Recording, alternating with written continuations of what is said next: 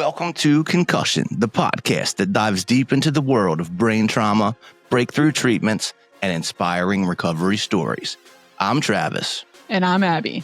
Thank you for joining us today. And today we're talking about something that was brought up in our last podcast, and we're gonna talk about it a little bit more and investigate some different perspectives. Yeah, red light therapy. Do you remember the technical term she told us? No. So it's photobiomodulation. Photobiomodulation. Oh, that's right. Yeah. Yeah. So like photo, just light, and then body, and then how you can change it. So everything has to have a complicated word for it as well. Yeah. Photographic, biologic, modulation. So Nice. red light therapy, probably this is a tracking cookie difference. I've seen a lot of red light therapy coming up for different indications, probably over the past year and a half, 2 years, but probably not in your pantry of tracking cookies. I haven't seen any. Well, you know what? You're right. I haven't. Okay. So red light therapy over the past year and a half that I've seen is mostly indicated for recovery, specifically athlete recovery. Also has some cosmetic indications for skin integrity, things like that. Beautification. Beautiful. Blemish removal. Is this the photobiomodulation version of red light? Like be able to make the beautification out of instead of better skin? Yeah, I'll take it. Like I'm all about that. Yeah. So there is science behind it, and we'll briefly talk about that part, and then we'll eventually end up with where does this stand for concussions? Okay. So the science behind it is essentially it's affecting the integrity of a cell, and there's a lot of focus on mitochondrial health. Mitochondria, the little powerhouses of your cells, like the things that kind of like tell your cell, like, let's go do stuff. Yeah, the energy source. The energy source. Yeah. That's like ATP, like ATP is, that's like the molecule of energy that can be produced. adenosine triphosphate. Yes. Dr. Trav. Dr. Travis here. But this is getting attention in all sorts of arenas, like even from gut microbiome, being able to affect general energy levels aside from athletic recovery or post-concussion. And I'm kind of curious, like there's so many other components of a cell. When are we going to start paying attention to like the lysosome? Like when are we going to have things that like the lysosomes are like they kind of clean up the trash in the cell. Oh, yeah, yeah. Like, yeah, cells are complicated. Yeah, and there's like the nucleus, which is like the brain. Right. So now that we're being so much more specific to components of a cell, the sky's the limit. Like cells are so freaking interesting. Like they have these little channels that allow things to go through them. I don't remember what they're called. So the membranes. Yeah. And they can allow certain ions to pass and other ones not. Wait, and they're like lipids maybe on the outside, and they have tails and they're water resistant. So lipid, yes, is water resistant. So lipid is just a fancy word for fat. Okay. But again, that's a photobiomodulation to I've put on some lipid in the past couple of months.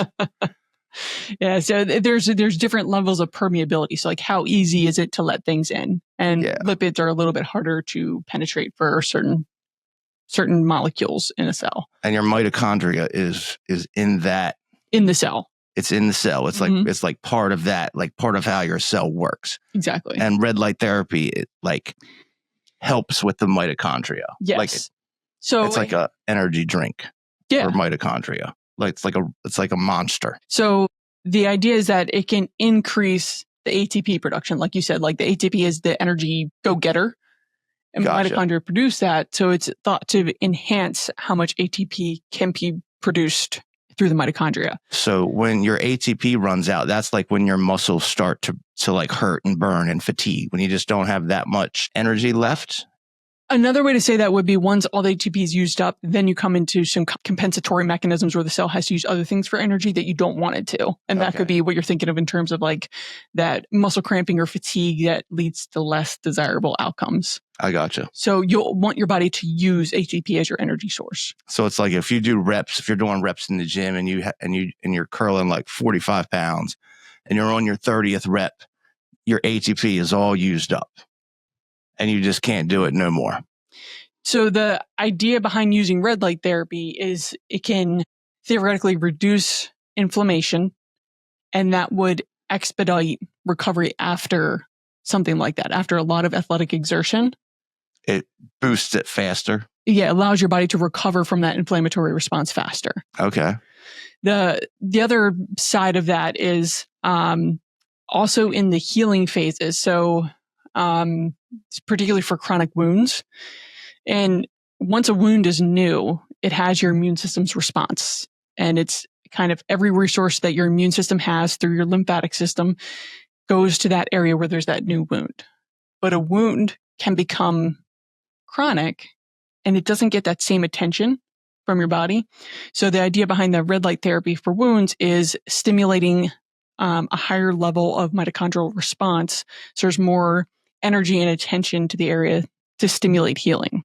So hold on, go back. So your lymphatic system is like your lymph nodes. All your, like, you know, people are like, oh, you got your lymph nodes, or your lymph nodes are swollen, and you got lymph nodes here and kind of all over your body. There's kind of a route in your body that your lymph nodes circulate through.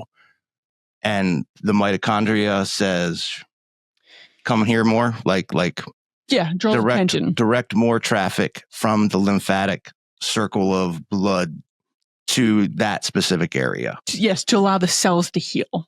To give the cells some more oxygenated blood. Yeah, to heal. And that's kind of a common misconception is sometimes when we see like a swollen knee, sometimes people can assume it's blood that's swelling, but your circulatory system that has blood is different than your lymphatic system that has swelling or inflammation.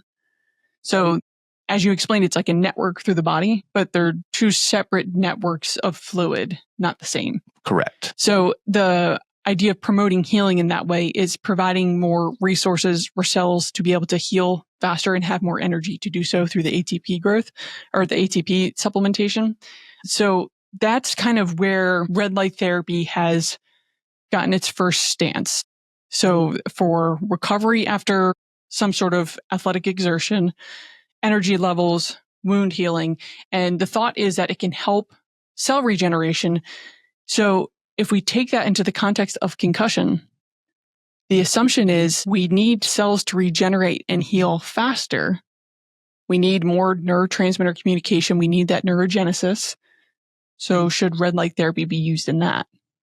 I mean, sounds right. And the cells that we're talking about when it comes to concussion are a little bit different than the cells that are in, like, say, like red blood cells. So when anybody says brain cell, they're talking about a neuron, and a neuron has like a cell body, and then it has this long tail, and that long tail is called an axon. And that axon is covered by this stuff called myelin. And that's just like a fatty covering that allows... Made of lipids. And it allows the electrical signal that your cell body generates to travel more smooth. It's like the coating on your spark plug wires, right? So it allows that electrical signal to go from the cell body, or say like the rotor of a car engine, and travel down through the axon or spark plug wire to the spark plug, say your dendritic cells, or not your dendritic cells, that's part of your immune system, but your dendrites. Your dendrites are on the end of that axon. And in those dendrites, they have these things called terminal buttons. And terminal buttons release different things like serotonin or oxytocin or dopamine. So imagine that, like when you feel good, right? Like, that is your cell body of the neuron sending an electrical signal down to the dendrites that say, hey, release some dopamine because I feel pretty good. And then that dopamine is then picked up by the next neuron in its dendrites. It's actually, there's dendrites on both sides of the neuron, but we won't get into that. But it just kind of sucks up that dopamine, and it tells that neuron to fire and send out more dopamine. So that's why, you feel good, because your neurons are sending out these signals to increase dopamine in like a linear fashion, I guess. So neurotransmitters have a lot of communication properties, and they all happen very fast. And the example you gave of how like a spark plug or something that has to carry a signal, that part is the exact part that's influenced after concussion. The ability to transmit that signal without disruption, there's some shearing forces that can affect the integrity of that signal because it's now no longer protected by that sheath. There might be some shearing forces that disrupted that. So the signal does not get to its intended target as quickly. Boom, there you go. If you're a mechanic, if you're somebody that knows anything about engines, a concussion is like never ever changing your spark plug wires, and you have a car with 500,000 miles on it, and you have the original spark plug wires, and they've also been stretched and stretching part, yeah, messed up, and just sometimes not put back on right, and water. That's what a concussion is. It's completely damaged, shearing that connection. It's ruining your spark plug wires. Yeah. So the idea behind the red light therapy is if we know it has an influence, a positive influence in cell health and cell regeneration, then it should help in that neurogenesis process, and it should help reduce inflammation after concussion. And reducing inflammation is really only applicable for those early stages after a concussion. Reducing inflammation is really when you first. So like someone who's 3 years out, we'd have to ask a neuroscientist, but I don't think inflammation is the primary obstacle at that point. But initially it is. That's the driver of all those severe symptoms initially. Gotcha. So there's more fluid in the brain, more pressure, more disruption to that communication between cells. And if the thought is red light therapy reduces inflammation in the body at a cellular level, it should have applications there. But the one thing that really stands out to me as a barrier is just with the nature of why this injury is so complicated, the brain is protected by a skull. Yes. That thick bone makes it like any other body part. If we want to improve circulation, you could even just massage that area, but you can't do that to a brain. It's confined and protected by this skull. So the chances of getting your target, which is the brain, through the skull, to me seems more complicated. Right. Because everything else that you're treating with red light therapy, your skin, inflammation, muscle, everything else is much more superficial. And I could visualize how that light can penetrate in that way. But when they're using red light therapy for concussions, it is transcranial. But how do we know we're actually penetrating the skull? Because that same concept turned out to, on the physical therapy side, be a big factor when we used to use ultrasound for everything. Like back in the late 80s, early 90s, if your back hurt, you would go into the clinic, somebody would pull out an ultrasound wand. And it wasn't like the ultrasound that produces a picture, it was just sound waves. Okay. That was thought to bring more oxygenated blood cells to the area to facilitate healing. And they would do an ultrasound on your lower back, or let's say your hamstrings hurt, or name the body part. You would get sometimes 10 or 15 minutes of this ultrasound. So it's a gel and a wand. Okay. And they would do that for everything. And everyone assumed, well, we know the science behind why ultrasound should work, so this should help all these people. It wasn't until much later that they found out that the level of penetration of that ultrasound wand is nowhere near what we thought it was. So you can even take that sound head, dip it in water, and watch the ripples, and it's maybe penetrating a half a centimeter or so. So it turns out that what we thought was helping was actually just the mechanical response of the ultrasound wand and the warm gel on the body part. Penetration of the therapeutic value is a big factor in, is this helpful or not? So, and it probably took them 10 to 15 years to freaking even realize that, because and believe it or not, slow. Things were slow. And believe it or not, there's still some therapists that still use it for broad-based injuries and broad body parts. There is some science to validate using it, like for a lateral epicondylitis, like if you have like a tennis elbow and it's really superficial, like I can touch exactly where I can feel my tendon. Then ultrasound could be helpful there, or like a lateral ankle sprain or something like that.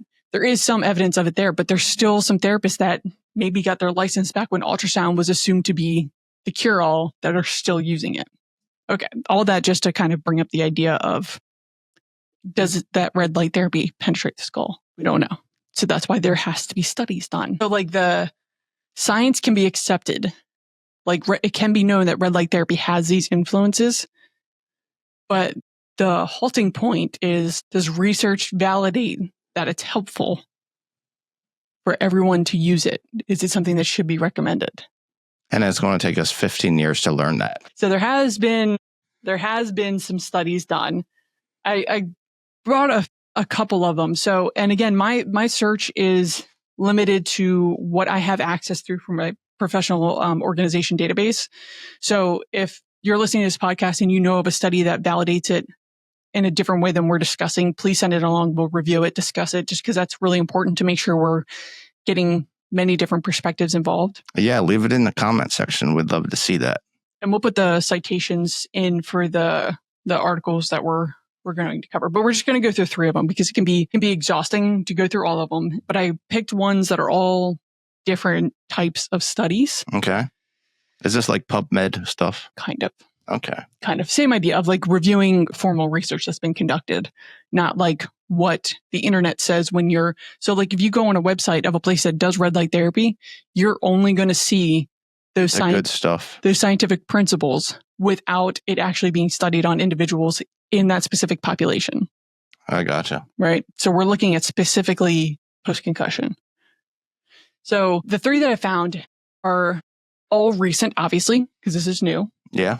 It's a new idea. And it was looking at whether, so the first one, I'll read the title of it and then we'll discuss why research can be unnecessarily complicated. Treatment of chronic symptoms following mild traumatic brain injury with transcranial LED, a sham run-in pilot study of photobiomodulation therapy. Who names these things? Yeah. I could name that something way cooler. I mean, it all makes sense. It's just that understanding like the type of study can be complicated, like a sham run-in pilot study. So pilot is just taking a look at it for the first time. So that part makes sense. But the run-in period is a period before the main trial starts where they might receive like a standard of care treatment. And then you observe what happens. And then afterwards, they're exposed to the intervention of interest. Isn't a sham though like a freaking, what do you call it? Like a ruse, a sham. We're shamming you here. Like this is just a sham. Yes. Or a chamois. So sham exactly is that. It's just something to make you think. It's almost like a placebo, but it's more like intervention based. So like a placebo in a general term is we have 2 pills. One is a sugar pill. One is this chemical compound that we expect to have this output. That's kind of similar, except for in the sham side of things, it's more so what the exposure or the intervention part could be. Okay, I gotcha. Okay. So an important part of understanding these is you want to look at how many people did they test, right? Because like if they're doing this on 2,000 people versus 2 people, yeah, that means something very different. Big time. Yeah. So they were looking at symptom reduction. So does exposing these post-concussion individuals to red light therapy improve their symptoms? So they had 3 men and 6 women as our participants. Their age range was from 22 to 61. Okay, big age range. Yep, total of 9 people. 9 people. They had a 6-week intervention period involving 18 40-minute transcranial sessions. Okay. And then after that, they looked at 2 weeks after, 1 month after, and 2 months after. So they looked at essentially all their neuropsych testing. So things that would some sort have an implication on cognition, depression scores, things that would be disruptive at this phase of a concussion. There was not much improvement, but keep in mind, there were only 9 participants. Out of them, 2 showed improvement on their neuropsych testing. So that means 7 did not. Now, an important part of this is, as Mandy told us last time, the psychological symptoms after concussion are pretty impactful. And if you believe you're not going to get better, you're not going to get better. And if you're this far out from your concussion, that might be part of your belief system. So, number 1, small sample size. And obviously they acknowledge it's just a pilot study just to get an idea of is this helpful or not. But the implications for improvement are how they perform on neuropsych testing, which are heavily influenced by the psychological symptoms of the concussion. Very complicated. Right. So just from even my perspective, when I have patients that have, maybe they're starting to see me 1 year out or 2 years out from their concussion, that is a massive barrier. Is the perception of how they're doing oftentimes will dictate how they think they're doing. But if we have noticeable objective changes, if we don't take the time to illustrate that in a meaningful way in their life, they won't see that improvement.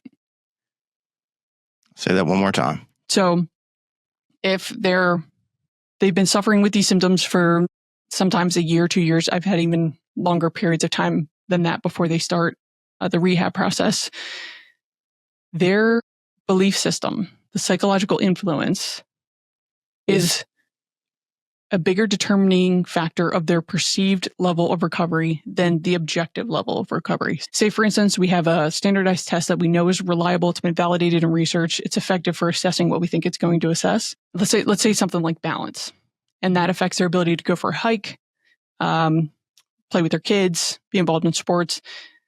And we know objectively that's improved tremendously. But if I were to ask that person, how are you feeling? Has anything improved over the past month? And they say no, oftentimes it's more of an influence of the psychological symptoms than the objective measures that we're gathering. So if I don't take the time to show them where they started, where they are now, and what they've told me over the past month they've started doing, we're still met by that same barrier of what the psychological influence from the concussion may be. The psychological effects of concussion recovery and belief. Yeah. Up next on concussion. That's a very complicated topic. Oh, so that would be like, yeah, I love that. Like I love, how does belief make you transcend into a different state of reality? And if you get stuck in that, just perpetual suffering. And like the statement Mandy gave behind it was pretty powerful, but what she was discussing with emotional regulation is if we know that that's compromised, and then we're expecting them to follow what can be an emotional journey through the recovery, that part might be stagnant. So there's so many other factors to be able to assess if this is helpful or not. And the trouble is if we're relying on neuropsych testing or relying on their symptom report, that psychological component can compromise what we're seeing. Or it could mean that the red light therapy was not as effective as we thought it was. We have to study it to find out. Exactly. We have to keep studying it to find out. And all the ones that I found were 2024 or newer. There were a couple from 2025. So that's how early the investigation is. So just because one study says it's not necessarily helpful doesn't mean it's not. It has to go through a rigorous course of different types of trials, different sample sizes, different times since injury to be able to get really good information. So the next one is impact of photobiomodulation on objective psychological measures of brain function in individuals with post-concussion syndrome. So notice how this one says on objective physiological. I'm sorry, I mispronounced. I said psychological. I'll read that again. Impact of photobiomodulation on objective physiological measures of brain function on individuals with post-concussion syndrome. Again, who names these things? But now we're looking on things that are not necessarily as influenced from the psychological symptoms. Okay. So in this study, again, it was done in 2024. It was published actually in July of 2025, this month. So they were looking at what's known about the metabolic capacity of neurons and what is assumed to be stimulated in the anti-inflammatory, antioxidant responses and neurogenesis. So as you talked about, new cells that help transfer brain signals from one area to the other. So they were looking at what is known to be a benefit in treating other neurological things, such as strokes, depression, even dementia and Parkinson's disease, which is a totally different topic. So they were looking at how this light can affect these post-concussion symptoms. And it got to the same kind of finding of not necessarily conclusive. So again, early phases, looking at a lot of impact at a cellular level. And what this does is it takes out the changes that the patient would report And instead, they're using images to figure out what the physiological changes are. Pointing in a much different direction, but again, still illustrating like larger sample sizes are needed, better control groups. Because how do we know that just applying this red light therapy to someone who's never had a concussion would have the same impact? Does that physiological change actually influence this person's recovery? Yeah, control. It's good to have a controlled group when you're doing a study. Yes. And then the last one. So the last one was a randomized, double-blind, placebo-controlled clinical trial. That's the granddaddy of all experiments. That's why we saved this guy for last. Boom. How about that? Yeah. Randomized controlled trials and double-blind even are really the ones you want to pay attention to. All right. So let's get down to the specific findings here. Go down this way. So after adjusting for the effect of previous number of concussions, they essentially found that there was no significant difference between the treatment and placebo group at 3 or 6 weeks of treatment.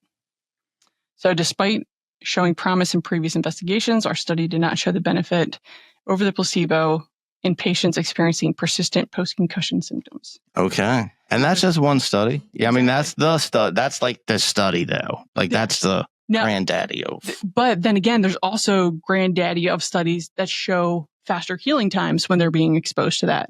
But the reason why there's still so much research going on is because people who are signing up for that study might have a different belief system in their recovery. If they're looking for things that are going to help them. So if I believe that this red light therapy is going to help me get better, it will it's more likely to make me better. Or even the phase that you're at now, you signed up for a clinical trial, a study. Your belief system going into that is expecting to get better. So that's another massive variable in these studies is people that are seeking these out or willing to participate might have more aptitude for recovery, regardless of the intervention, just because of their belief system as something that I really feel like we should talk about. Like, that's amazing. It's fascinating. And then like I said, I just picked 3 just for the sake of discussion. There are other studies that show red light therapy is effective. It's just not as compelling to talk about in terms of where we want to think of where we want to have our mindset when we're looking at different research and how it's conducted. And even for, Mandy's position, I'm not in a position where I can prescribe things or refer to those types of things. So I'm purely in an interested mindset. What helps, what doesn't help, what's been shown in different studies to help. Same thing with like hyperbaric oxygen. It's shown to be very helpful in some studies, and then in other studies, it's like, could be or couldn't be. That's what we want to have the same approach with red light therapy. Instead of having this assumption that it's going to cure or fix whatever's going on, we want to go through all the studies and think about how those results could have been influenced by so many different variables. Yeah, because there's a lot of variables. And to me, the biggest one that stands out is the skull. The skull. So the physical barrier. So I asked our friend old ChatGPT 40, whatever that 40. Can red light penetrate the skull? And ChatGPT can sometimes be wrong. Yes, so we don't fully rely on that, but we get a little perspective of what it thinks, and then we'll verify what it says. And so I asked, can red light penetrate the skull? And it says yes, but with limits. Red and near infrared light can penetrate the skull and reach superficial regions of the brain, but how much gets through depends on several factors. The wavelength of red light, 620 to 700 nanometers, has moderate penetration, but most of it gets absorbed or scattered in the skin and bone. Near infrared, 800 to 1100 nanometers, penetrates deeper and more efficiently, with some wavelengths around 810 to 1064 shown to reach cortical tissue. Think of it like trying to shine a flashlight through a foggy window. Red light scatters more. Near infrared is a cleaner beam. So it's basically like using your high beams in the fog and using your low beams in the fog. Like, you want to use your low beams because they're kind of not as, they don't get as scattered. And that's kind of what like red light is. It's like turning on your low beams in the fog. So that's helpful for me to know too, as to like, yes, it can, but it's estimating that it's just essentially going to reach cortical levels. But then again, for the indications that she mentioned, the cortical levels often are going to be the ones you want to influence if fatigue is a big factor. If your brain is having to work really hard to be able to get cognition, motor commands, eye coordination, all those things that have to happen in the brain, all of that can be very helpful to have some cellular healing at those known penetration levels. And I guess it says here, the next part is how far can it go into the brain?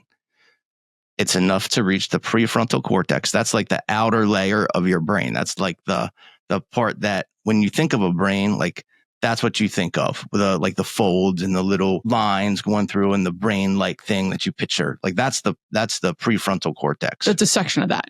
Yeah, the front section of that. And that's kind of where we get all our thinking and processing and we know that next week is what we got to do next week, and we can solve problems and things like that.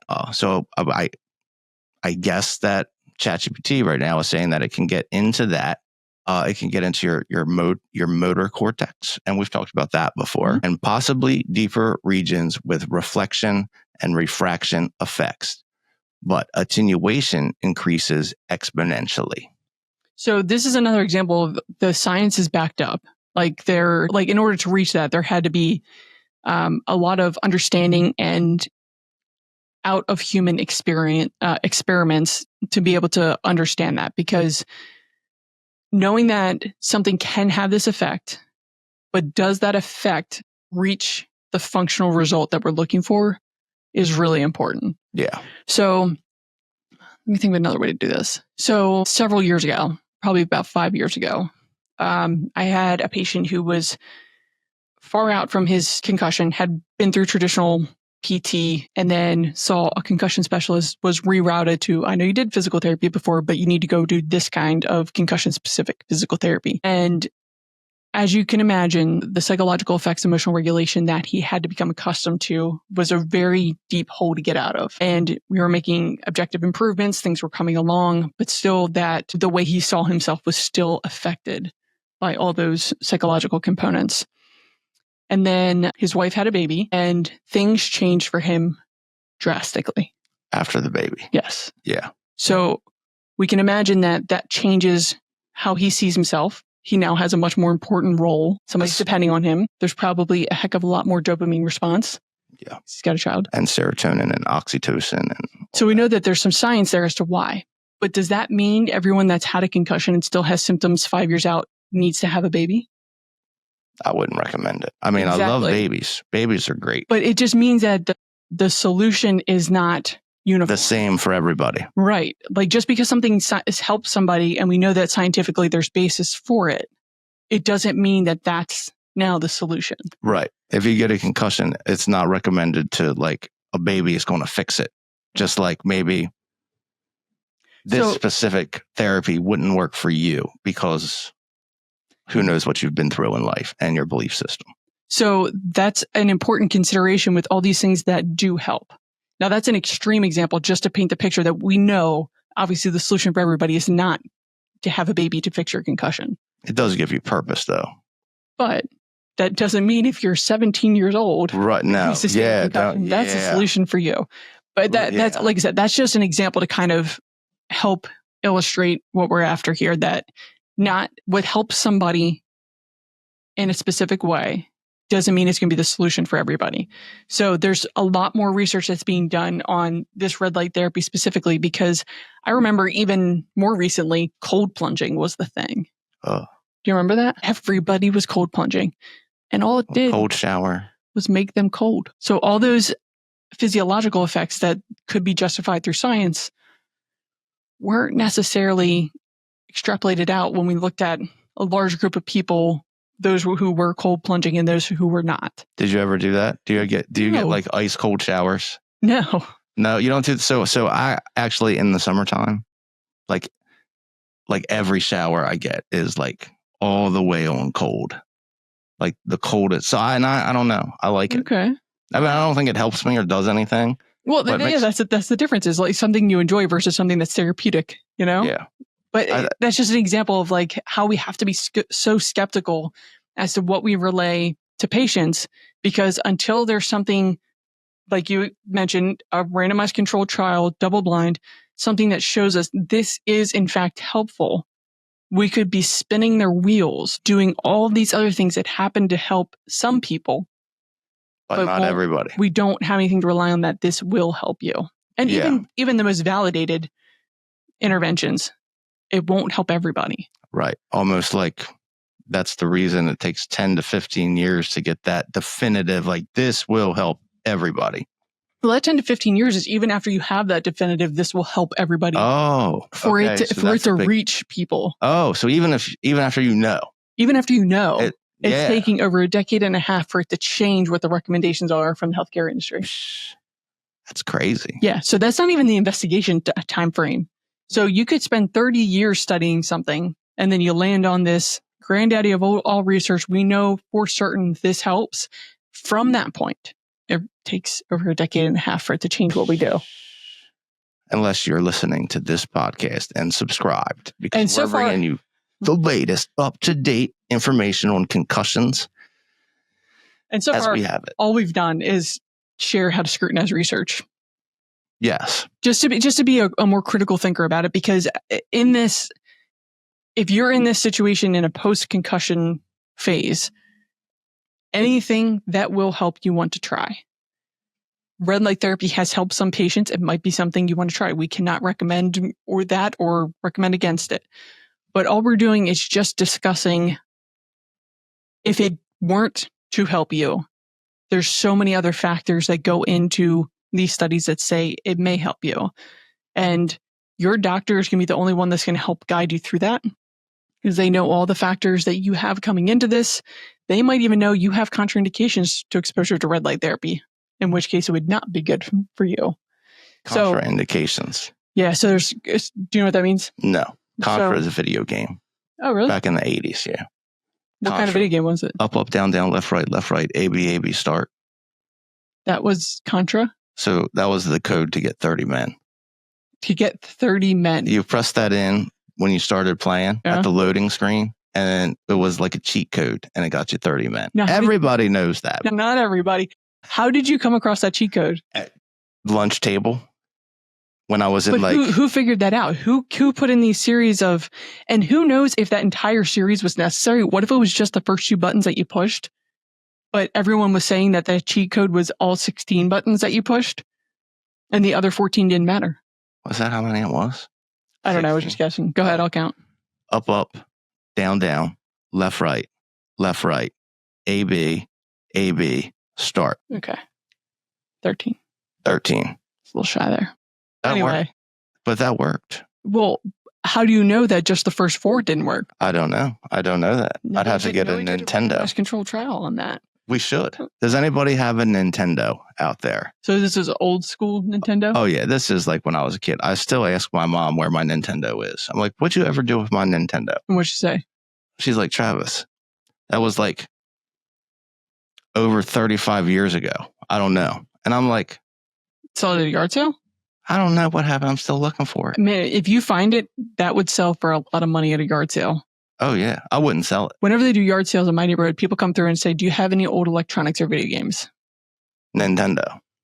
I tell them about my massive movie collection. Yes. No.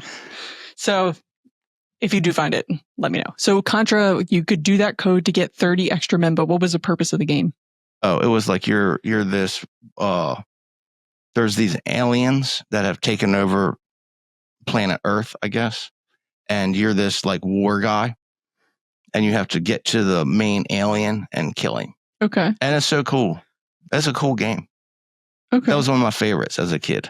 And it was called Contra. Contra. And all you're doing is trying to find an alien and kill him. Well, so you're like this muscle-bound warrior, and these little things come flying through the screen, and you grab them, and they would give you different type of guns. Like you could have like spread. Spread was the best. I'm trying to find some sort of parallel here where something in the game means something you weren't supposed to do. So like there's an indication, meaning this is for you. A contraindication means this is not for you. So riding a roller coaster when you're 9 months pregnant. Contraindicated. Yeah. And then controversial. Like it will have ill effects. Ill effects. And then there's precautions.